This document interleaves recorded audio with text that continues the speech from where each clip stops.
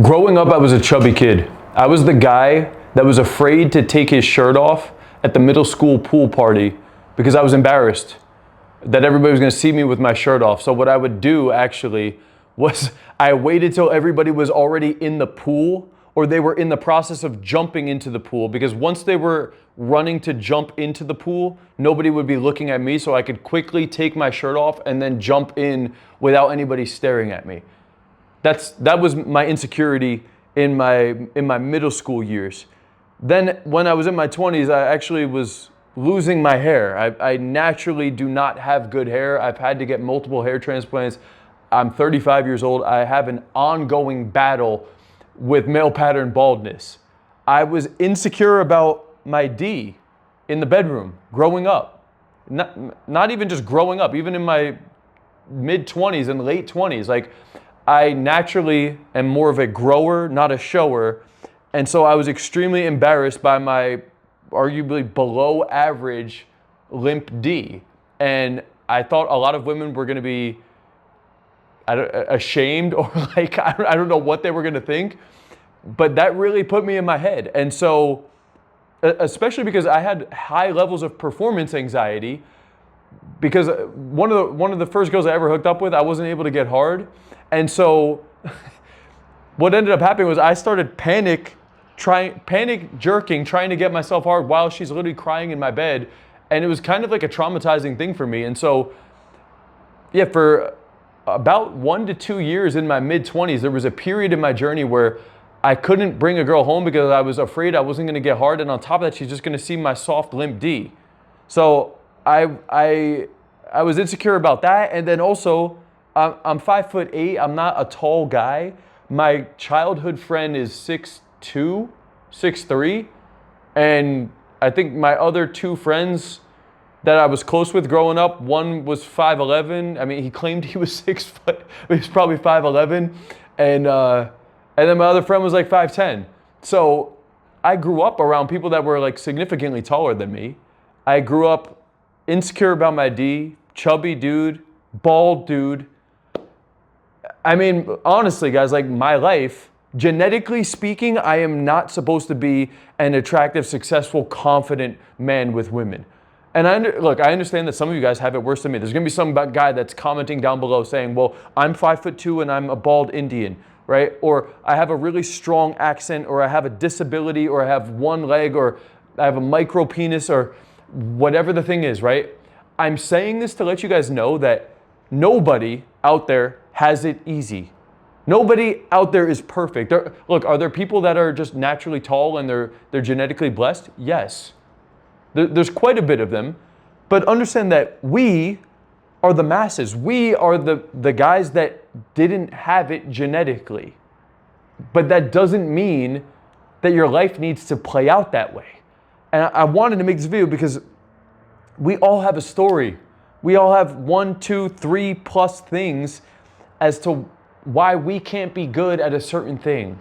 It's because of this thing. It's because of this thing. It's because of this thing.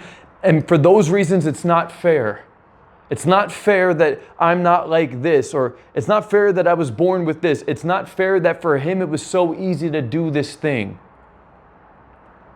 Understand that that mindset is not going to get you anywhere, because you're always going to be comparing to the other person. You will always be comparing to the person that is genetically blessed. Now, here's the good news, is that regardless of the thing that you have right now, there's somebody out there that had all of that and worse, and they still found a way to overcome it, right? There's literally only 2 options right now. If you're watching this and you are the guy that's like, I'm not good with this, or I'm not good with this, and it's not fair, and I'm not going to conquer this thing, we have 2 options here. I just want to lay them out on the line. That way you can make the right decision for the rest of your life. We could either whine and cry and compare, or not. Maybe a lot of you guys don't even actually whine and cry about it, but you have a negative mindset around the whole thing. You make excuses about these things. You have logical justifications as to why you can't do the thing. And that creates resentment, that creates anger. Some of you guys, that creates anger around women. Some of you guys, that creates anger and resentment towards your friends. It creates anger and resentment towards your parents, towards whatever the thing is that you're trying to get better with, like it's not just with women. This could be with anything in life, right? But we could sit there and build up anger and resentment and whine and cry and dive further into negativity, which I promise you, it doesn't lead anywhere.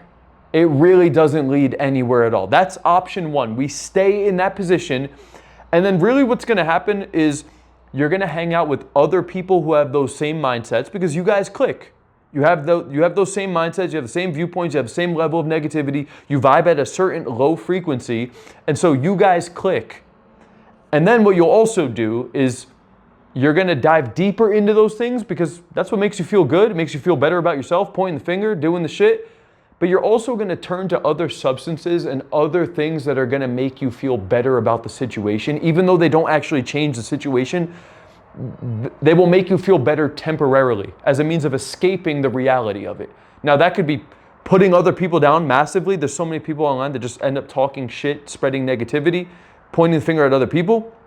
It could be substances, drugs, alcohol. For some people it's negatively punishing friends, talking shit on friends, negatively punishing women. It could be a combination of all of these things too. But none of that actually fixes the root cause of this shit, man. None of this actually puts the blame on you, puts the finger back on you, because I get it, because like, look, it's not my fault, I'm sure. I can't put the finger up at me. I'm not to blame for that. And so that's why guys don't actually point the finger at themselves. But you don't point the finger at yourself for the reason you're that way. You point the finger at yourself as a means of putting the responsibility back on you, to get you out of the position. It's not, look, if you're watching this, man, and you got an accent, you're a fat dude, you're a bald dude, you're genetically defected, you're something around these, you just didn't have a good upbringing, whatever it is, it's not your fault. Straight up, it's not your fault. It's not my fault, I'm sure. It's not my fault I had some of these things. That I could thank my grandpa Gino, rest in peace, for being bald at 30 years old, right? He was heavily, there was a picture of him in, he worked at NASA. My grandpa worked for NASA. There's a picture of him working on airplanes and spacecrafts and completely bald by 30. He was in his uniform, and all I was thinking at 20 was like, oh fuck, right? Now, is it my fault? No, it's not, but it's my responsibility. So you could either be the person that stays in that position, or you're the guy that does point the finger back at himself, that puts the responsibility on himself, that realizes regardless if it was my fault or not, there's nobody else to blame for my future other than me. And once you can accept that, it's actually a little freeing, because you don't need to have your ego in play. Like everybody that's in this first position, they got so much ego that they just can't even accept where they're actually at with the thing. And so that's why they just point the finger and talk shit and hang around other people that talk shit and hang around other people that do drugs and shit to make them feel better. But they're not actually just accepting it. And so you're just forever an escapist. All it is an escapist, man. Right? You can keep and some of you guys just escape into content and food. Like it doesn't need to be that crazy. It could just be you. Like for me, when my dad passed in my teenage years, it was video games. And then after video games, it was weed. I escaped into relatively harmless things, but I was an escapist. I couldn't accept the reality. I couldn't face the fear. I couldn't accept the responsibility to make a decision like, bro, it's on me to fix this thing. The one thing, fortunately, that I had for myself was my dad passed when I was 12. So I grew up without a father figure. So I learned at a very young age that whatever I wanted to do, I could go out onto the internet and find the thing and figure out the steps. And initially it was video games, and then it was basketball, and then it was rapping, and then it was producing music, and then it was my cybersecurity and A+, C+, Net+, Security Plus certifications, and then it was law school, and then it was so many things in between, until I finally got into male-female dynamics and cold approach and dating, and I went all out in that area through hiring coaches and stuff. But yeah, it was a long process for me to figure out that it is on me and I can actually push myself and assume the responsibility and take the more proactive route, right? And so if you're watching this, man, I want you to just make a decision about, like, stop dancing in the middle. You got to go one way or the other with this. Are you the dude that's going to be this way? Or maybe you're already that guy, and are you fucking fed up, or you ready to have a real conversation with yourself about, are you going to continue to be that guy? Or are you the other guy that's like, you know what? It's unfair. My life isn't fair. And I can accept that. I can stop whining about it. I don't need to be in the comments about it. I don't need to spread negativity about it. I don't need to escape it. I can just accept it. And now I need to take a more proactive approach to fix these steps. Okay?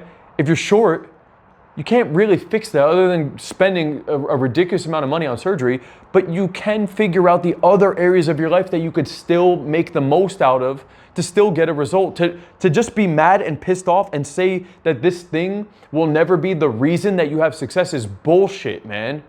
Total bullshit. Total bullshit. There is somebody out there that has worse circumstances than you that succeeded. So how did they do it? Well, they figured out a way. You need to take a more proactive approach with this thing. So the whole point of this video was to reframe your brain to understand, like, look, I didn't have the best position in life either.